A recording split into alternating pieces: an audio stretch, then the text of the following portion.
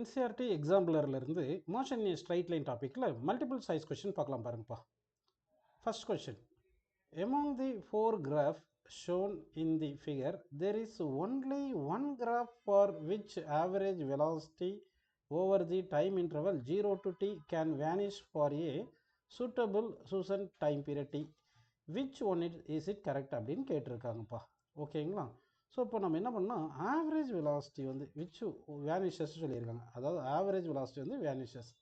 அப்போ average velocity equal to 0 வரணும்னா average வெலாசிட்டிக்கு என்ன ஃபார்முலா?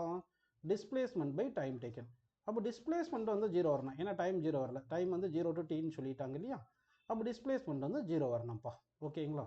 ஸோ இப்போ டிஸ்பிளேஸ்மெண்ட் 0 அப்படின்னா இனிஷியல் பொசிஷனும் ஃபைனல் பொசிஷனும் சேமாக இருக்கணும். அப்படி இருந்துச்சுன்னா டிஸ்பிளேஸ்மெண்ட் 0 வரும்.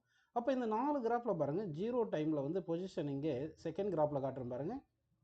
0 டைமில் வந்து பொசிஷன் இந்த பாயிண்டில் ஏன்ற பாயிண்ட் காமிச்சிருக்கேன்.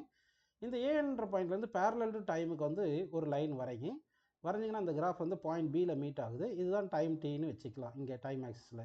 அப்போ ஏவும் பியும் சேம் பொசிஷனில் இருக்குது, அதாவது ஒய் கோஆர்டினேட் வந்து சேமாக இருக்குது அப்படின்னா டிஸ்பிளேஸ்மெண்ட் வந்து 0 இந்த கிராஃபில் வந்துடுது 0 டு டி டைம் இன்டர்வலில். கரெக்டுங்களா? அப்படின்னா இந்த 0 டு டி டைம் இன்டர்வலில் கிராஃப் பிக்கு மட்டும்தான் நமக்கு என்ன கிடச்சிருக்கு சொல்லுங்கள், டிஸ்பிளேஸ்மெண்ட் 0 வந்ததுனால ஆவரேஜ் வெலாசிட்டி 0 வருது. ஸோ தட் வெலாசிட்டி வேனிஷஸ் அப்படின்னு வருது. ஸோ தட் இந்த செகண்ட் கிராஃப் கரெக்டுன்னு எடுத்துக்கலாம்ப்பா.